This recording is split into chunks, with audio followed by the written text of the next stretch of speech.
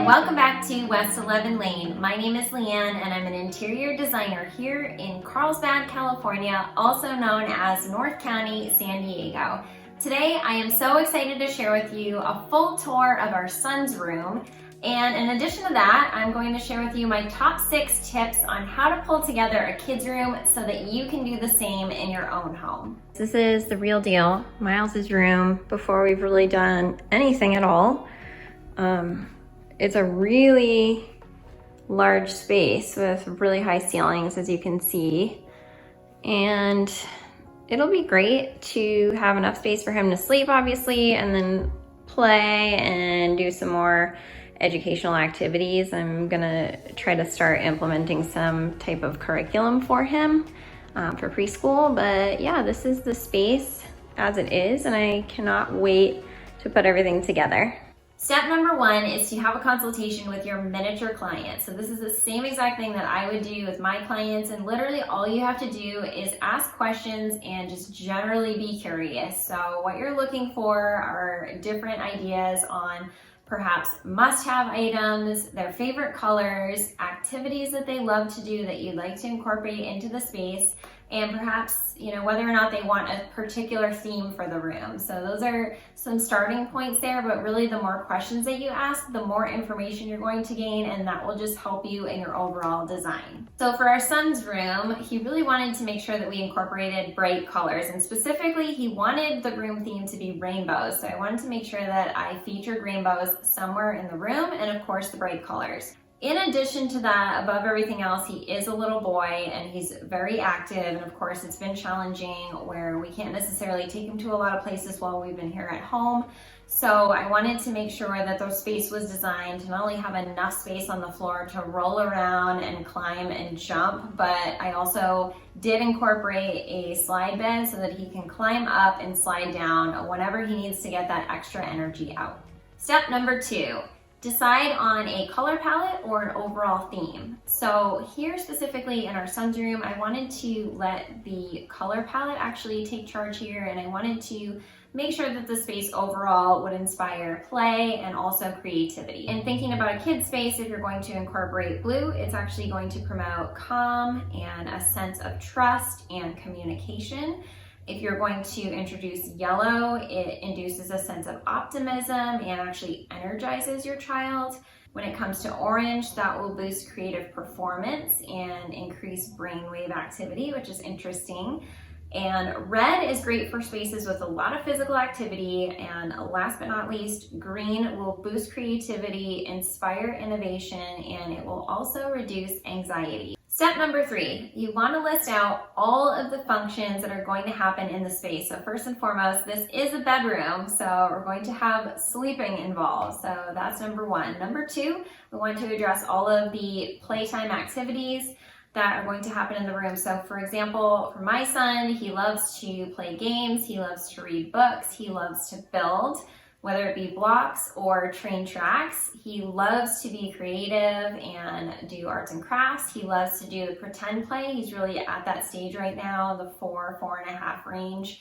And also he's actually working on some preschool activities. So we're doing, learning letters, doing some mathematics, and doing all those preschool workbooks. So I wanted to make sure that he had a place to do all of that. Step number 4 is to consider stations. So I'm certainly not a teacher, but if you've been following me for a while, you might remember that last summer I conducted a virtual seminar where I did interview a woman out of India who has worked with kids up to age 10 for nearly 10 years. So one of the things that we uncovered in our conversation was that in a school setting, a lot of times they will segment out different areas of the room that are designated for specific activities. So what that does is it promotes guided learning. So if you're looking to play along with your kids, collaborative activities. So if you have more than one child, they can play together. And then it can also promote independent activity as well. So kids learn to be playing on their own, which is also a valuable skill. So,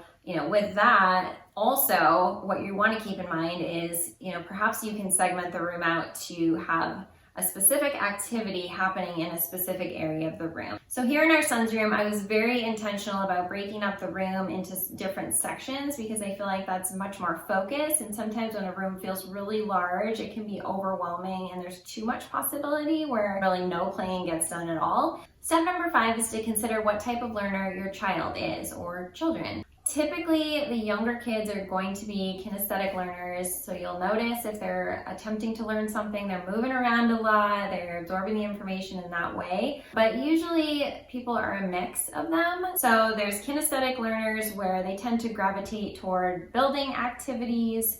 Visual learners will gravitate towards activities that incorporate drawing or photos or video, and audio learners tend to like activities that incorporate music or video. So when you're working through your design, you might want to create an atmosphere that will work on cultivating all 3, or you may want to just focus on your child's strengths and build from there. So what this is going to do is it's going to support different learning styles. It's going to provide them with a variety of activities, and it's going to get them up and moving, and it's going to help them to develop new skills and just become more well-rounded.